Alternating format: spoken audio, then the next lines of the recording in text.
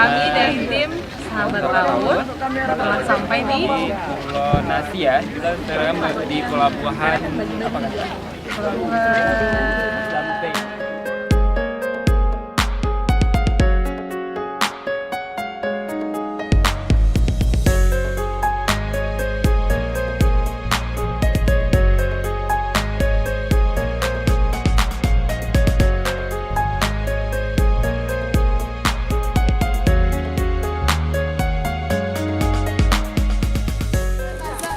Oke kawan-kawan, kita sedang memilah botol-botol plastik yang sudah dikumpulkan. Beginilah, sekarang pemilihannya berdasarkan merek. Nah saat ini pemilihan merek yang paling banyak didapat yaitu dari jenis Aqua, dan juga beberapa merek yang lain, misalkan seperti Cleo juga banyak.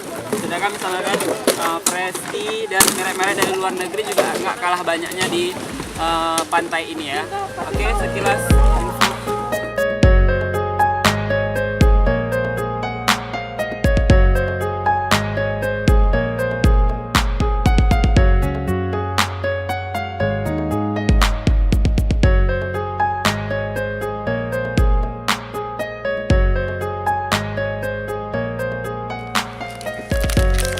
Kristal 1.500.